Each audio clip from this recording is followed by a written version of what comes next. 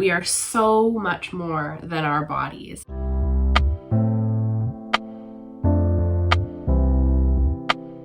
Hi, I'm Meg. Welcome to plantfitmeg. Welcome back to the channel. I hope you'll take a look around at some other videos while you're here and make videos about healthy weight loss, simple plant-based recipes, and living a healthy lifestyle. I wanted to talk about body image today, and it's something that I've been thinking about quite a bit lately with making a switch from sort of my weight loss and weight loss maintenance journey into building muscle, building strength, getting stronger, and working out at the gym quite a bit. And so it's something that I think is really important to discuss in terms of weight loss and weight gain, but also just in general as human beings. We all deal with body image issues to some degree or another and feel various pressures on having our bodies look a certain way or have our appearance be a certain way for a variety of reasons. So I thought it'd be an interesting topic to discuss. Body image can be a bit of a sensitive topic, and on my channel I do talk about healthy weight loss and living a healthy lifestyle and these kinds of things. And so I want to sort of bring together the healthy lifestyle perspective along with a healthy and positive body image and sort of bring the two together if I can and give you my top 5 tips for improving your body image, whether you are at a healthy weight that you want to be at or whether you are embarking on a weight loss journey or wherever you're at along the way. My focus is always on health. That means physical health as well as mental health. So if you are having a really hard time with body image or other mental health issues or physical health issues, I always recommend touching base with a qualified medical professional for any concerns that you have. If you like this video and topics like this, be sure to give the video a like and let me know in the comments section below so that I know to make more content like this. With all that being said, let's jump right in. So what is body image? Body image is the perception of your body and how you feel about that, the thoughts and feelings you have, and the associated behaviors that come along with how you think and feel and perceive your body. Many of us have or have experienced in the past a negative body image for a variety of reasons. And media and culture and social media and all of these things are huge factors in affecting the way that we think and look at our bodies.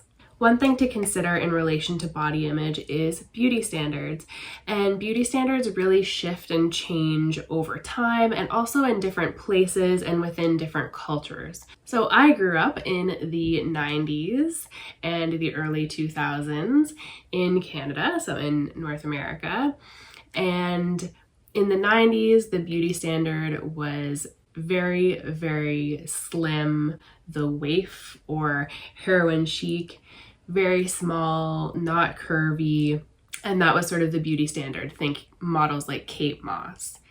And then coming into the 2000s, we started to see women who were still quite slim and I guess what people would call toned, even though I don't love that phrase, but you would see pop icons like Christina Aguilera or Britney Spears who were very popular at the time, and that was sort of the beauty standard of that time frame. So still slim, but maybe a little bit more athletic, and Victoria's Secret models were also really lauded as the standard of beauty, and America's Next Top Model was big at that time.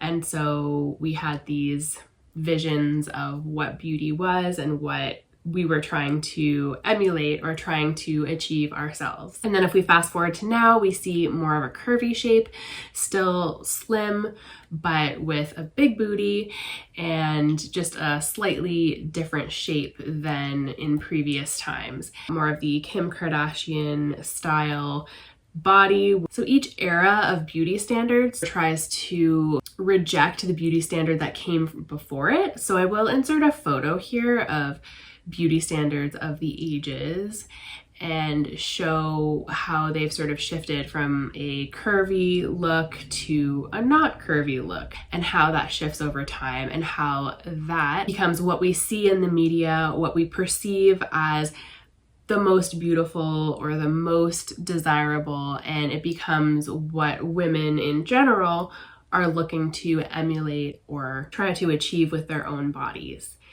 And so this brings me to my first tip, and that is to recognize that beauty standards are ever changing, ever evolving, and just because these standards are here and they exist doesn't necessarily mean we need to subscribe to them. These beauty standards also shift, as I mentioned, within culture and different areas of the world, of course, too. The other thing is that regardless of the beauty standard that we sort of see in media, no matter what it is, we're always taught and shown that we need to change and we need to adapt, and that we're not good enough, and there's always something to tweak or change or shift so that we can conform more to that ideal. And we don't have to do that. We don't have to subscribe to the same beauty standard that everyone else does. What's considered beautiful now won't necessarily be considered the ideal of beauty 10 years from now, 20 years from now, 30 years from now.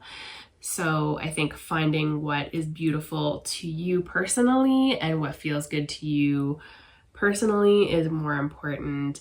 And of course, we go out in the world and we want to feel confident and we want to feel beautiful, but we can do that in our own ways, and we don't necessarily need to conform to the beauty standard. My next tip is to consider body positivity and body neutrality. And those two things are sometimes seen as sort of opposing forces, but I think they can also sort of come together as well. So that's why I put them in one tip.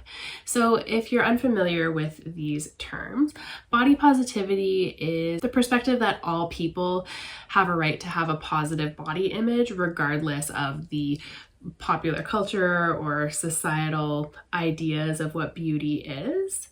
And basically that all bodies are beautiful and that we should love our bodies as they are and be accepting of them. This can include appreciating your body despite any perceived flaws that your body has, accepting your shape and size, and working on body confidence and loving your body. So with body positivity, you might ask yourself, what do I love about my body and my appearance?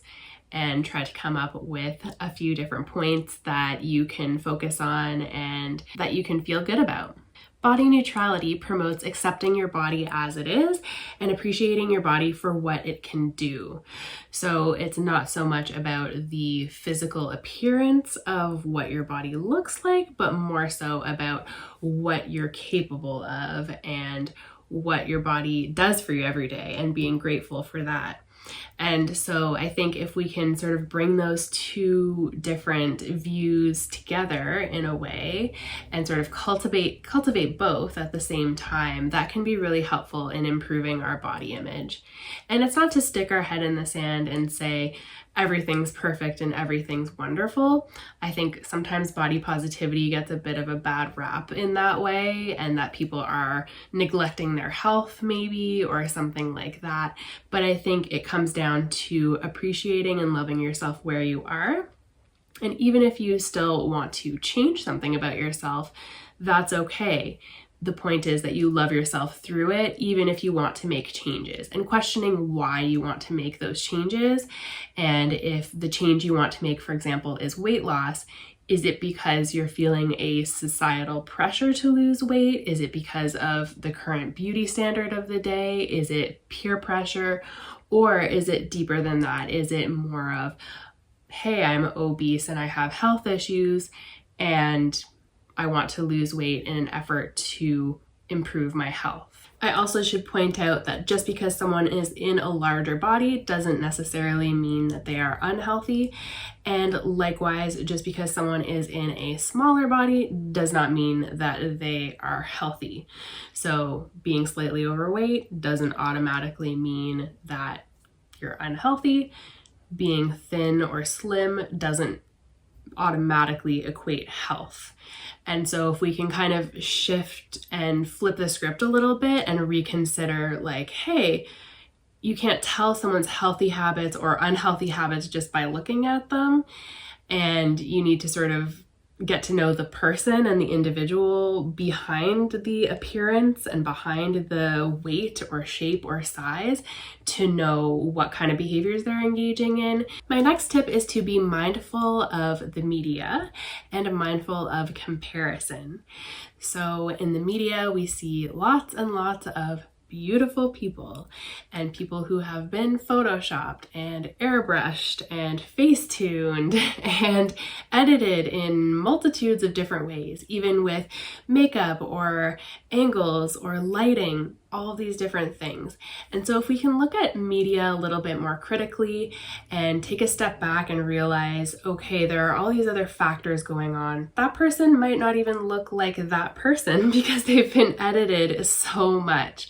And so if we can appreciate that that is happening, that that's the reality of magazines and of TV and all the media that we consume, that can be really helpful in just recognizing that what you see is not necessarily reality, and can help us to appreciate that we might be trying to achieve this standard or try to look like somebody else or start comparing ourselves to someone else when that person doesn't even look like that person because of the way things have been edited and manipulated.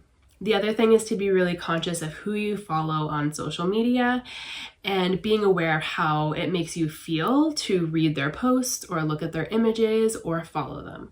So if you can pay attention and be mindful of who you're following and consider, does this make me feel good? Does this uplift me? Am I laughing? Am I entertained? Is this educational and inspirational? Or is this making me feel bad? Is this making me feel like I need to play the comparison game? Or am I uncomfortable or uneasy? I think it's really important periodically to sort of clear out our social media and look through it and really consider whether the people that we're following are being helpful to us in some way or maybe are hindering us in some way. And maybe it just means muting someone for a little while rather than unfollowing them. I've done that in the past when I've seen people that just their life looks too perfect and too put together. And if I start to feel that sort of comparison brewing or that sort of unease, I mute them for a while. And then when I'm feeling in a better place, I unmute them again, and then I can see their posts and be happy for them. But if it comes down to it, if you're consuming media and it's not making you feel good, and it's making you sort of play the comparison game and it's making you uncomfortable, then I recommend unfollowing those people and finding people that do uplift and do educate and do inspire and help you feel good. So on top of changing the way that you follow people on social media and the way that you relate to them, my next tip is to change the way that you relate to yourself. So change the relationship that you have with yourself. Be aware and be mindful of the way that you talk to yourself, the way that you think about yourself, the way that your self-deprecating humor comes out, which I am very, very guilty of. Consider if you have a hard time taking compliments for body or otherwise. Consider what that's about and sort of break that down and practice accepting compliments from other people. If you catch yourself having negative self-talk and having thoughts that you're not good enough or that you're ugly or fat or whatever it is, consider flipping that and not allowing yourself to treat yourself in that way. I would hope that you wouldn't allow that kind of behavior from someone else. If someone else was saying those words out loud to you, I'm hopeful that you wouldn't accept that, you wouldn't allow that, you wouldn't take that on. And so why should we accept it from ourselves? If we wouldn't accept someone else saying to us that we're fat or ugly or stupid or lazy or whatever it is, I don't think we should accept that from ourselves either. And it takes work and practice to change the thoughts and change the mindset. But if we can either flip it so that we're saying something else about ourselves, maybe we're learning something and haven't quite figured it out yet and are having a hard time, and you start telling yourself, oh, I'm stupid. Maybe flipping that and starting to say, look, I'm learning, I'm figuring this out, I'm doing the best I can, and I'm gonna find my way and make it work. And so flipping it into a positive. Another way to approach this is to sort of distance yourself from your thoughts.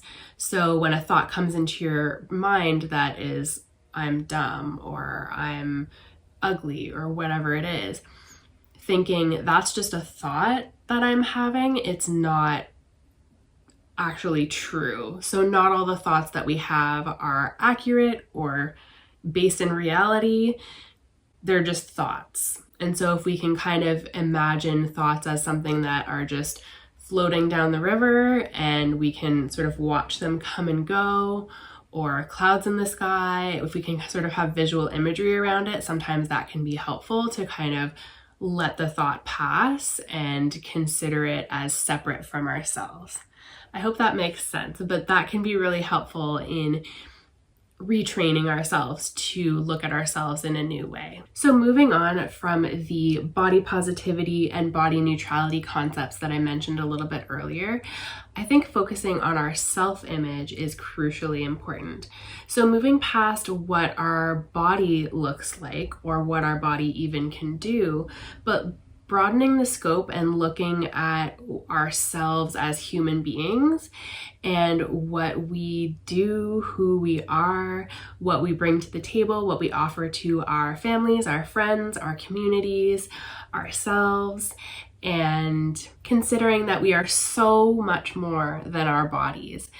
And I think this goes for everyone, but particularly women are basically just shown ways to get smaller, to have a perfect face, to contour and have the perfect hair and the perfect fashion and this and that. And appearance becomes very, very important. And I think if we can look at other aspects that we bring value to the world besides our appearance, that is super, super helpful. So maybe you have special skills, special talents, maybe you have a really cool job or a really fun family, or maybe you do really interesting creative pursuits or other things. And so I think if we can consider that there are other aspects to us beyond our bodies are just kind of the shell that we live in to get through life.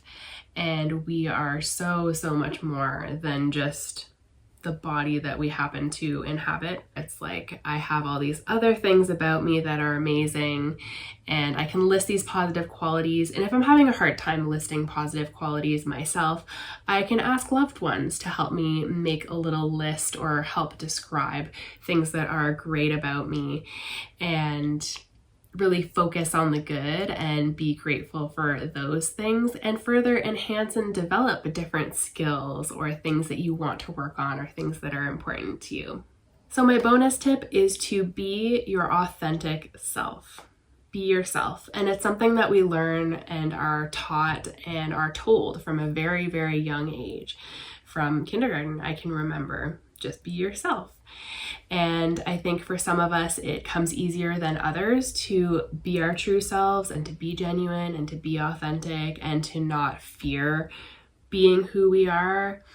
There can be fear of rejection and fear of not saying or doing the right thing. And if we can really focus on who we are as people and what we want out of life and what we want to contribute to our families, our loved ones, our friends, our communities. Be the best version of you that you can be, and be authentic, be genuine, be true to you. And by being your best self, I don't mean hustle and do all the things and be perfect. It's about finding what is important to you, what your values are, what you want to do, and who you want to be. Make time to do the things that are really important to you. Take time for self-care, take time for rest and relaxation and connecting with other people. So be kind to yourself along the way. Know that in trying to improve your body image, you will have ups and downs, and it won't be a perfect, yay, I have a positive body image and it's perfect and it's gonna stay perfect forever. We all have our days and our moments and our time periods in life where maybe we don't feel so great about our body image and our self-perception, but know that you can work on it, you can improve it. If you need professional help in that aspect, I absolutely recommend speaking to a qualified healthcare professional about that. And things can get better. There's always hope. So know that beauty standards change. Consider body positivity or body neutrality, or both. Be mindful of the media and comparison. Change the way you relate to yourself. Improve your self-image and self-love. And be yourself. Be true to you. I hope you really enjoyed this video and found it helpful. Let me know in the comment section if you could relate to anything that I discussed and how you work to improve your body image, or if you're struggling. Share your experience in the comments below. I find it really helpful to others in the community when we all can kind of share our experiences and help each other out and uplift one another. Thank you so much for clicking on today's video and watching through until the end. I really appreciate the support on the channel. Give the video a like if you liked it, and consider sharing it with a friend who might find this information useful. Subscribe to the channel if you haven't already. I hope you're having an amazing day, and I'll talk to you soon. Bye!